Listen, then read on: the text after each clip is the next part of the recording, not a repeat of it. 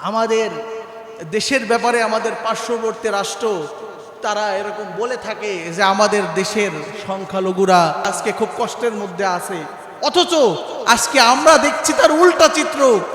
ভারতের জালেম সরকার মুসলমানদের ওই দেশের সংখ্যালঘু হলো মুসলমান, সেই সংখ্যালঘু মুসলমানদের হলো ওয়াকফ আইন বাতিল করে মসজিদ, মাদ্রাসা, কবরস্থান, ঈদগাহ যতগুলি আছে সব হলো ওয়াকফীয় প্রতিষ্ঠান। সেই ওয়াকফীয় প্রতিষ্ঠানগুলির ওয়াকফ বাতিল করে দিয়ে মসজিদগুলোকে ভেঙে দিচ্ছে, মাদ্রাসাগুলোকে সিলগালা করে দিচ্ছে, এরকমভাবে গোরস্থানের জায়গা দখল করে নিচ্ছে, ঈদগাহের জায়গা দখল করে নিচ্ছে, এমনকি মুসলমানদেরকে বিভিন্নভাবে নির্যাতন করছে। সম্মানিত উপস্থিতি, তাহলে বলুন, মুখে একটা কথা কাজে আরেকটি, তাই কিনা বলেন? এটা কিসের আলামত? মুনাফিকের আলামত। ওরা তো আল্লাহ তাআলা কালামুল্লাহ শরীফের মধ্যে ঘোষণা করেছেন, লাতাজিদান্না আশাদ্দান নাস, আল্লাহ পাক রব্বুল আলামিন ঘোষণা করেছেন যে লাতাজিদান্না আশাদ্দান নাস, অর্থাৎ তোমরা মানুষদের মধ্যে পাবে আদুওয়াল্লিল্লাযিনা আমানুল ইয়াহুদা ওয়ান নাসারা, তোমরা মানুষদের মধ্যে থেকে ঈমানদারের সব থেকে বড় শত্রু হিসাবে দুই জাতিকে পাবে। গত জুমায় বলেছিলাম, এক জাতি হলো ইহুদি জাতি, আর এক জাতি হলো মুশরিক জাতি। এর জ্বলন্ত প্রমাণ বর্তমানে ইন্ডিয়াতে চলতেছে কিনা বলেন? সম্মানিত উপস্থিতি, বড় আফসোস, বড় খুব দুঃখ লাগে, খুবই দুঃখ লাগে এই বিষয়ে যখন কথা বলা হয়। অনেকের মনে কষ্ট লেগে যায় আমাদের, যে কেন বাহিরের দেশের একটা ইস্যুকে নিয়ে আমরা কেন এখানে মাথা ব্যথা করব। আসলে বাহিরের দেশ নয়, পৃথিবীর যেখানেই, আমাদের বাংলাদেশে হোক আর পৃথিবীর যে প্রান্তে হোক, যেখানেই মুসলমান আক্রান্ত হবে, ইমানের পরিচয় হলো এইটা, আমার অন্তরে ব্যথা লাগতে হবে, ঠিক কিনা বলেন? আল্লাহর নবী সাল্লাল্লাহু আলাইহি ওয়াসাল্লামের স্পষ্ট হাদিস, আল মুমিনুনা কাজাসাদিন ওয়াহিদিন ইনিশতাকা আইনুহু ইনিশতাকা কুল্লুহু ইনিশতাকা রাসুহু ইনিশতাকা কুল্লুহু, অর্থাৎ পুরা পৃথিবীর সকল মানুষ এক দেহের ন্যায়, এক দেহের মধ্যে যেমনইভাবে চোখে যদি কেউ আঘাতপ্রাপ্ত হয় তাহলে শরীরের অন্য জায়গায় টের পায় কিনা বলেন? টের পায়। সুতরাং আমার শরীরের চোখে যদি আঘাত লাগার কারণে অন্য জায়গায় টের পায়, আমার অন্তর টের পায়, ঠিক তেমনইভাবে আমার পার্শ্ববর্তী রাষ্ট্র ইন্ডিয়া হোক, আর সেইখানে আমার দূরদর্শী রাষ্ট্র ফিলিস্তিন হোক, আর চায়না হোক, আর বার্মা হোক, যেখানেই মুসলমান নির্যাতিত হবে, নিপীড়িত হবে, সেইখানে আমার কষ্ট লাগতে হবে। এইটাই হলো ইমানের পরিচয়, ঠিক কিনা বলেন? সেইটার ব্যাপারে অবশ্যই আমার জায়গা থেকে আমাকে প্রতিবাদ জানাইতে হবে, এবং আমার জায়গা থেকে যতটুকু তাদের জন্য সহায়তা করা দরকার সেটা করতে হবে।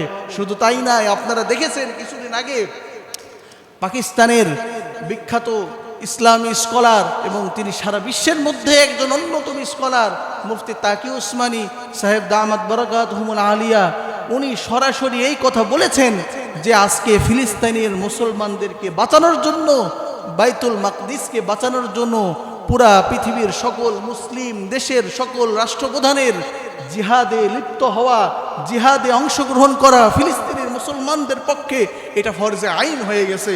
এই ঘোষণা অলরেডি উনি প্রদান করে দিয়েছেন। সম্মানিত উপস্থিতি, কিন্তু এই কারণে এখন আমাদের আর হলো এই দুনিয়াবি সামান্য বিষয়ে যেইগুলি আছে এইগুলো নিয়ে মুসলমানদের পারস্পরিক মতপার্থক্যের মধ্যে থাকার আর কোনো সুযোগ নাই। সামান্য মাসলাকগত পার্থক্য, আমি হাত কোথায় বাঁধলাম আর কিভাবে নামাজ পড়লাম, আমি হলো কোন পীর সাহেবের মুরিদ হইলাম বা হইলাম না, ইত্যাদি এই বিষয় নিয়ে আর মতপার্থক্যের এখন আর সুযোগ নেই। এখন সকলকে এক দেহের ন্যায়, সকলকে ওয়াতাসিমু বিহাবলিল্লাহি জামিআন ওয়া লা তাফাররাকু, আল্লাহ পাক রব্বুল আলামিনের যে আল্লাহ সর্বজনীন আদেশ, এই আদেশের দিকে যে সকল মুসলমানকে ঐক্যবদ্ধ থাকতে হবে, এই আদেশের প্রতি আমাদের পূর্ণাঙ্গ আমল করার ছাড়া আর দ্বিতীয় কোন রাস্তা আমাদের সামনে বাকি নাই। সম্মানিত মুসল্লিয়ান ইকরাম, যে কথা বলছিলাম, আজকে সমাজে যত বিশৃঙ্খলা হচ্ছে, সমাজে যত এরকমভাবে ফিতনা সৃষ্টি হচ্ছে, এর মৌলিক কারণ কিন্তু জবান। এর মৌলিক কারণ কি? জবান। এর মৌলিক কারণ কি? জবান। মানুষ আজকে এই জবানের দ্বারা মিথ্যা বলছে, মানুষ আজকে এই জবান দিয়ে এরকম আমরা গীবত করছি, একজন আরেকজনের ব্যাপারে চগলখড়ি করছি, আর এর মাধ্যমে সমাজের মধ্যে ফিতনা সৃষ্টি হচ্ছে, একে অপরের সাথে মনোমালিন্য সৃষ্টি হচ্ছে, মতানৈক্য সৃষ্টি হচ্ছে, ঝগড়া ফাসাদ থেকে শুরু করে বিশাল ফিতনার মধ্যে মানুষ লিপ্ত হয়ে যাচ্ছে। সম্মানিত উপস্থিতি, এই কারণেই আল্লাহ পাক রব্বুল আলামিন সূরাত কফের মধ্যে ঘোষণা করছেন, মা ইয়ালফিজু মিন কওলিন ইল্লা লাদাইহি রাকীবুন আতীদ। আল্লাহ পাক রব্বুল আলামিন সূরাতুল কফের মধ্যে বলছেন, হে আমার বান্দারা, তোমরা শুনে রাখো, তোমরা খেয়াল করে নাও, তোমরা সবসময় মাথার মধ্যে এই জিনিসটা ঢুকিয়ে রাখো, তুমি যখন যে শব্দ তোমার মুখ থেকে উচ্চারণ করছো, আমার নির্ধারিত ফেরেশতা তোমার কাছ থেকে সেটা লিপিবদ্ধ করে রাখছে। কাল কিয়ামতের ময়দানে আমার প্রত্যেকটি কথার, আমার প্রত্যেকটি শব্দের হিসাব আল্লাহ পাক রব্বুল আলামিনের কাছে সেই নির্ধারিত ফেরেশতা, আল্লাহ পাক রব্বুল আলামিনের সেই মনোনীত ফেরেশতা পেশ করবেন, এবং পেশ করার পরে আল্লাহ পাক রব্বুল আলামিন প্রত্যেকটি কথার তার কাছে হিসাব দিতে হবে। সুতরাং এই জন্যই আল্লাহর নবী সাল্লাল্লাহু আলাইহি ওয়াসাল্লাম হাদিস শরীফের মধ্যে বলছেন, মান কানা ইউমিনু বিল্লাহ ওয়াল ইয়াউমিল আখির, আমার যে উম্মত আল্লাহ এবং তার কিয়ামত দিবসের প্রতি ঈমান রাখে, সে অবশ্যই কথা বলে, অথবা লিয়াসমুত, অথবা সে চুপ থাকে। কথা বললে সে কল্যাণকর কথা বলে, ইয়াকুল খৈরন ফাল ইয়াকুল খৈরন ওয়াল ইয়াসমুত, সে কথা বললে কল্যাণকর কথা বলে, অথবা সে চুপ থাকে। সম্মানিত মুসল্লিয়ানি কিরাম, এই জন্য হযরত আবু বকর সিদ্দিক রাদিয়াল্লাহু তাআলা আনহু এর ঘটনা পাওয়া যায়। একদিন হযরত ওমর রাদিয়াল্লাহু তাআলা আনহু হযরত আবু বকর সিদ্দিক রাদিয়াল্লাহু তাআলা আনহু এর কাছে গেছেন, যে দেখছেন সে জিহ্বা ধরে এইভাবে তার জিহ্বাকে এইভাবে হাত দ্বারা, দাঁত দ্বারা এইভাবে কামড়াচ্ছে, জিহ্বাকে শাস্তি দিচ্ছে। তখন হযরত ওমর রাদিয়াল্লাহু তাআলা আনহু হযরত আবু বকর সিদ্দিক রাদিয়াল্লাহু তাআলা আনহুকে ডেকে বললেন, মাহ ইয়া আবা বকর, গফরাল্লাহু লাক, আল্লাহ আপনাকে ক্ষমা করুন, আপনি এটা কি করছেন, আপনি এটা বন্ধ করুন। তখন হযরত আবু বকর সিদ্দিক রাদিয়াল্লাহু তাআলা আনহু বললেন, এই জবান আমাকে শেষ করে ফেলছে, এই জবানের প্রত্যেকটা পদক্ষেপ সম্পর্কে আল্লাহ পাক রব্বুল আলামিন আমাকে জিজ্ঞাসা করবেন, কিন্তু এই জবানই সব থেকে বেশি ব্যবহার হচ্ছে, কখনো ভালো কাজে ব্যবহার হচ্ছে, কখনো মন্দ কাজে ব্যবহার হচ্ছে। এই জবানের কারণে আমি কিয়ামতের দিবসে আল্লাহ পাক রব্বুল আলামিনের কাছে না জানি ধরা খেয়ে যাব। এই জন্য তাকে আমি শাস্তি দিচ্ছি, সংযত করার জন্য আদেশ করছি।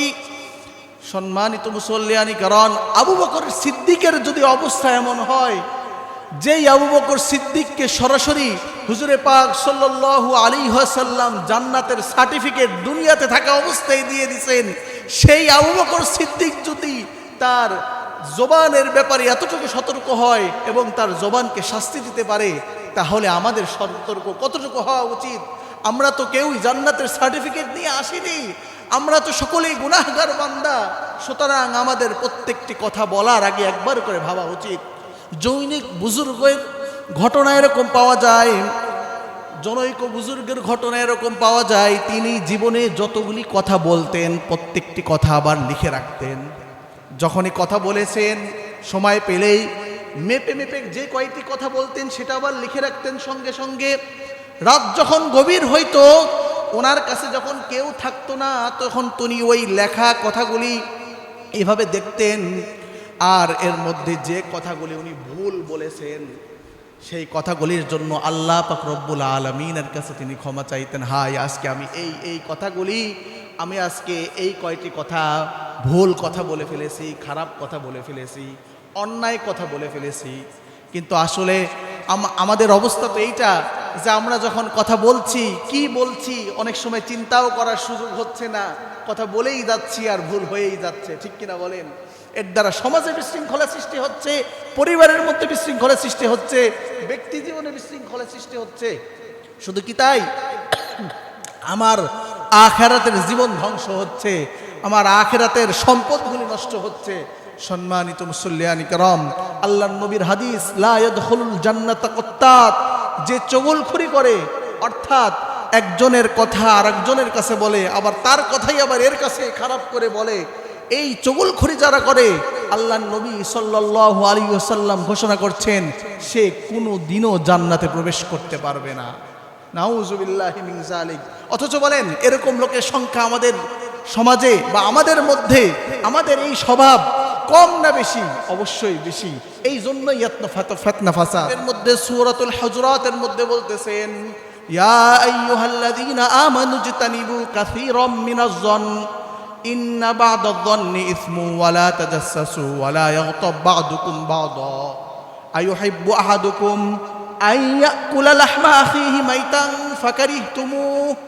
আল্লাহ পাক রব্বুল আলামিন বলছেন, হে ইমানদারেরা, তোমরা সাবধান হও, তোমরা একে অপরের ব্যাপারে খারাপ ধারণা থেকে সাবধান হও, খারাপ ধারণা করা থেকে সাবধান হও।